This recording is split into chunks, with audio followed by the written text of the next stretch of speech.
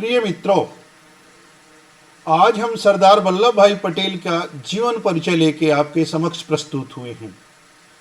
भारत के लौह पुरुष, भारत के बिस्मार्क, भारत के प्रथम उप प्रधानमंत्री एवं गृह मंत्री, सुप्रसिद्ध स्वतंत्रता सेनानी सरदार पटेल से कौन परिचित नहीं है।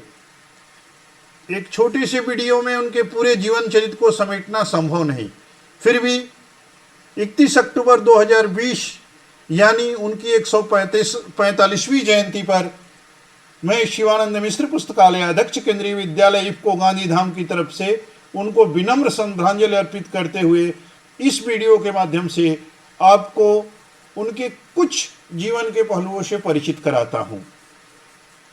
हम उनके संपूर्ण विश्व उनके जीवन के इस जन्मदिन को राष्ट्रीय एकता दिवस यानी नेशनल यूनिटी डे के तौर पर मनाता है। यह अत्यंत समीचीन भी है क्योंकि 562 देशी रियासतों का विलय भारत संघ में करवाना कोई छोटी मोटी घटना नहीं थी। अंग्रेजों से आज़ादी प्राप्त होने के बाद भी भारत बिखरा हुआ था, इतने सारे प्रिंसली स्टेट थे, 2 देश बन चुका था, अपना ही भाई अलग हो चुका था पाकिस्तान, और उसके बाद भारत को समेटना, एक ध्वज के नीचे लाना, भारत का जो आज का नक्शा है वो पूरे के पूरा सरदार पटेल के प्रयासों की देन है। तो आइए हम आज सरदार वल्लभ भाई पटेल के बारे में कुछ तथ्य जानते हैं। पहले तो आपका जीवन परिचय देखते हैं। सरदार पटेल 31 अक्टूबर 1875 को पैदा हुए थे। इनका जन्म नाडियाद जिले, गुजरात राज्य के नाडियाद जिले में हुआ था, एक पटेल परिवार में। 31 अक्टूबर 1875 को जन्म है। इनके पिता का नाम श्री झावेर भाई पटेल, अतः हम सरदार पटेल को वल्लभ भाई झावेर भाई पटेल भी कहते हैं। गुजरात में ऐसे ही नाम रखने की प्रथा है, पति या पिता का नाम लगा दिया जाता है साथ में। इनकी माताजी का नाम लाडबा देवी था। ये अपनी माता पिता की चौथी संतान थे। इनकी शिक्षा मुख्यतः स्वाध्याय से ही हुई। लंदन जाकर इन्होंने बैरिस्टर की पढ़ाई की और वापस आकर अहमदाबाद में वकालत करने लगे। सरदार पटेल भारत के उप प्रधानमंत्री के पद पर रहे। 15 अगस्त 1947 से लेकर 15 दिसंबर 1950 तक भारत के गृह मंत्री भी आप ही थे। आपकी मृत्यु 75 वर्ष की अवस्था में बॉम्बे में, आज के मुंबई में हुई थी। आपकी मृत्यु 15 दिसंबर 1950 को हुई। ये 75 वर्षों का जीवन काल आपका रहा। सरदार पटेल का ये फेमस कोटेशन मैंने नीचे लिख रखा है, today we must remove distinctions of high and low, rich and poor, caste और क्रीड।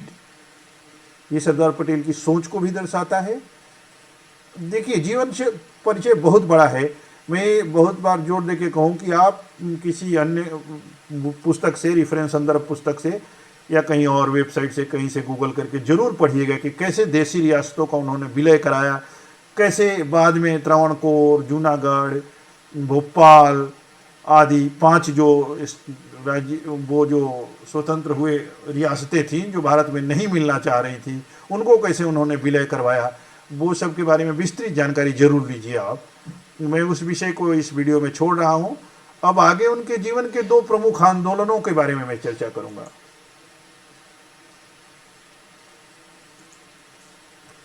ये देखिए, खेड़ा संघर्ष और बारडोली सत्याग्रह।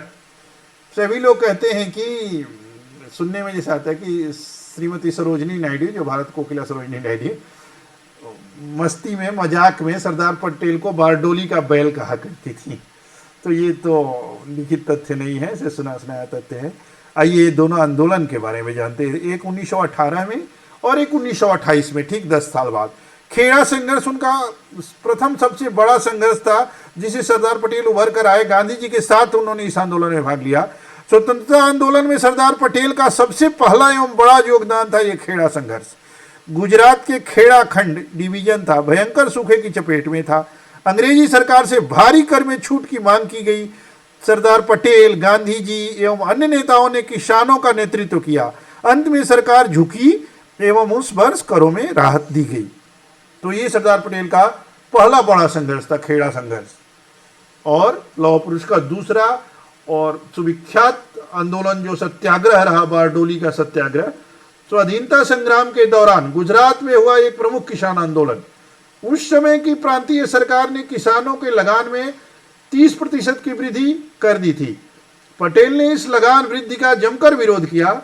इस सत्याग्रह को कुचलने के लिए सरकार ने कठोर कदम उठाए, पर अंततः विवश होकर उसे किसानों की मांगों को मानना पड़ा। एक इंक्वायरी बैठाई गई और लगान को 22% घटाकर, यानी कहा गया कि 22% जो लगान लगाई गई है वो ज्यादा है, 30% नहीं होना चाहिए, तो 6.03% किया गया। इस सत्याग्रह के सफल होने के बाद वहां की महिलाओं ने वल्लभ भाई पटेल को सरदार की उपाधि प्रदान की। तो जनता द्वारा प्रदान की गई उपाधि थी सरदार की। इस तरह से हमने जाना वो सरदार क्यों कहलाते हैं, लौह पुरुष क्यों कहलाते हैं, भारत के बिस्मार्क क्यों कहलाते हैं। बिस्मार्क ने जर्मनी साम्राज्य को एक किया था और सरदार पटेल ने स्वतंत्र भारत को सारी देशी रियासतों का विलय कराकर एक किया था। ये हुए कुछ तथ्य।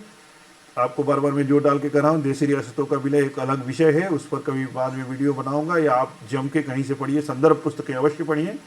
और फिर हम आते हैं अभी जो मोदी जी ने बनवाई है स्टैच्यू ऑफ यूनिटी, जो विश्व की सबसे बड़ी मूर्ति है लंबी, उसको हम उसके बारे में कुछ तथ्य देखते हैं। Statue of unity, few facts. A Statue of Unity was announced by Narendra Modi on 7th October 2010 when he was serving as the Chief Minister of Gujarat. Modi ji ने अनाउंस किया था 2010 में।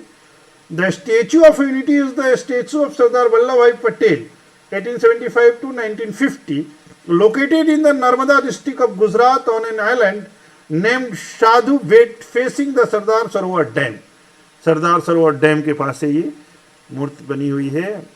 अभी 20 वर्ष भी मोदी जी वहाँ आए हैं, तो कल वहाँ पे 145वीं जयंती भी मनाई जाएगी सरदार पटेल की।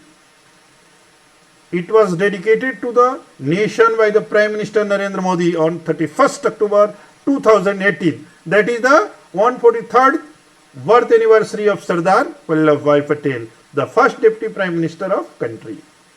मोदी जी ने 2018 31 अक्टूबर 2008 ये 2020 है, 2 साल पहले उन्होंने लोकार्पित की थी इस प्रतिमा को देश को।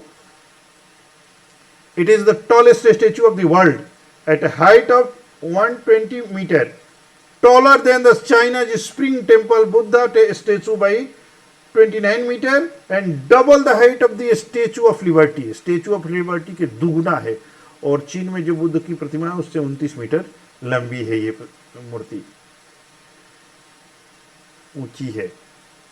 The construction, a public-private partnership project, was started on 31st October 2014 and completed in mid-October 2018. It took 3.5 years to construct the Statue of Unity by 3,000 workers, including 300 engineers from infrastructure major Larsen and Toubro, who received the contract for rupees 2,989 crore इन 2014। ये हुआ budget कितना था मूर्ति का।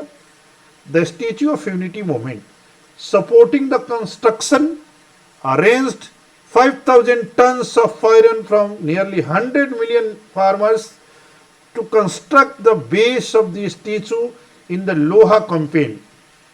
पूरे देश भर के किसानों ने जो लोहा दान दिया था उससे इस मूर्ति का निर्माण हुआ है। तो स्टैच्यू ऑफ लिबर्टी के बारे में मैंने आपको बताया।